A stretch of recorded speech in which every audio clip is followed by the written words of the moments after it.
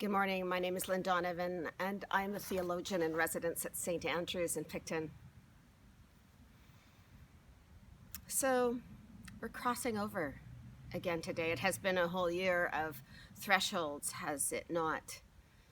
It would not be true to say that we are going back into the sanctuary this morning because, in fact, we are not going back. We are moving into something new, something to be imagined.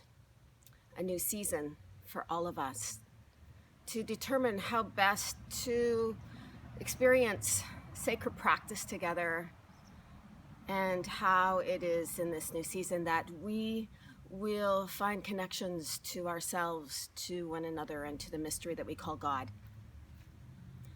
So I kind of made it easy for myself this morning. The plan was, the original plan, remember those things? Plans. Was that a number of those in the Circle of Friends for St. Andrews were to head to Iona and land yesterday, actually. I've done that trip to the island of Iona to connect with the community that restored the ancient Benedictine Abbey. I've done that 4 times. First time I did it was the year that my marriage ended, and I knew that I needed some sort of pilgrimage to move me through that particular grief. So this morning, with the Circle of Friends, we're going to reenact elements of the Tuesday event that happens every Tuesday on the island for those who are pilgrims or visitors. And that is, we make a pilgrimage around the island, 7 miles, uphill, down, rain, shine, bog, you name it. And we have different stations, let me say, where we stop, we think, we hear some words, we hear an invitation, and then we move on to the next station. So let me share with you 3 stations of this pilgrimage event that has, I think, a total of about 10. These, I think, for me, are the most memorable, and I think most in keeping with this crossing over, this threshold into something not yet imagined. Because really, friends, that describes every day if we're paying attention. So there are one set of crossroads on this island. There's only one road that goes around Iona. It doesn't even go around Iona. It goes from one end to the other. And there's one set of crossroads on the entire island. And we stop at the crossroads. And, well, I don't have to spell that out, do I? Crossroads. Like, how many times a day, a week, a month, in a lifetime do we find ourselves at a crossroads, at a fork in the road where there is some discernment that is required, probably some fear and grief that is evoked, or maybe we're already drowning in our own fear and grief, and a decision is required of us, which you all know that if you're drowning in anxiety,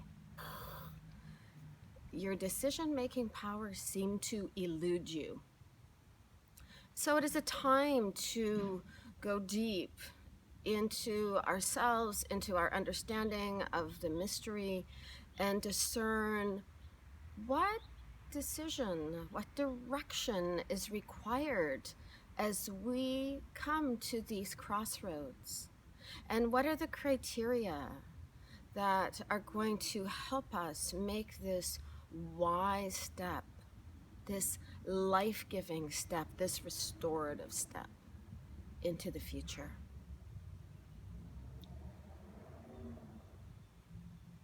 A few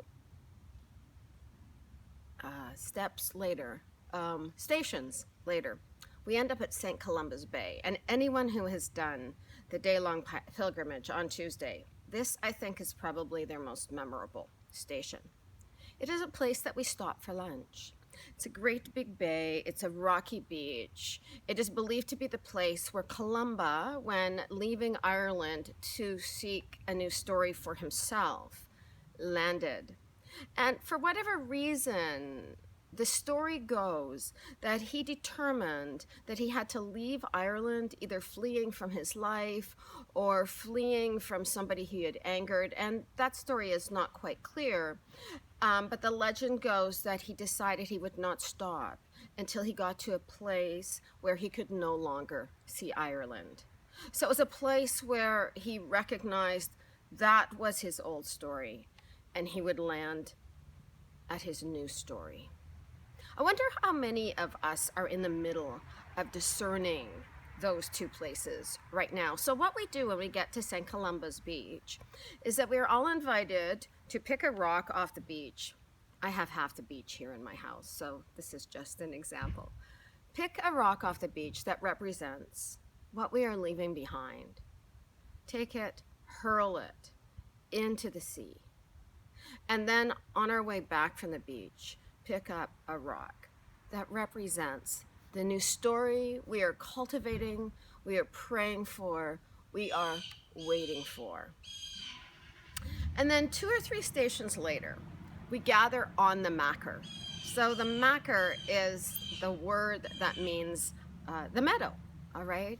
It is a common grazing ground. So all kinds of different sheep are on the macker. There's also a golf course that you can play, actually.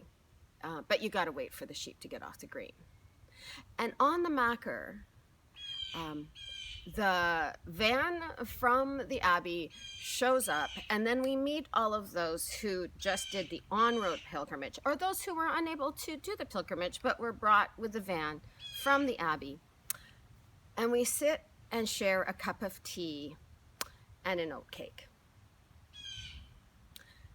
Seems to me this is a pretty important station, especially if we're looking for some wisdom and some guidance for how to move through the seasons and stations of our own lives.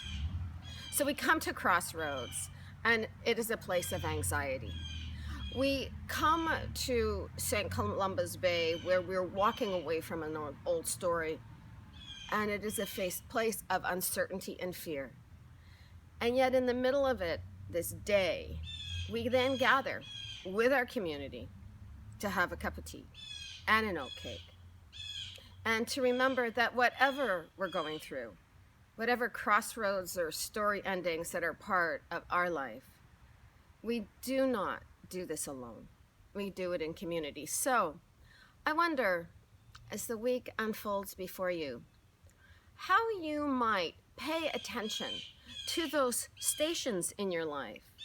Really pay attention to them, the crossroads, the endings, the cups of tea that you share with others. And if you aren't sharing cups of tea with others, do it. It's going to be a long winter if you don't. And yet to recognize in each of these stations sacred practice, recognizing that you are never alone and that you are always making these decisions, discerning, sitting in the silence, waiting, praying, staying open to the gifts of grace. Because I think you and I can sit down and write, if we have to, all the gifts of grace that have shown up for us during this pandemic season.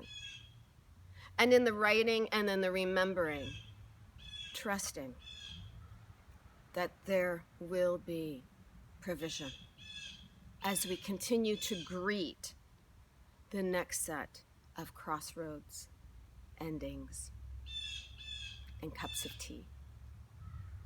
I wish you good Sabbath, good friends.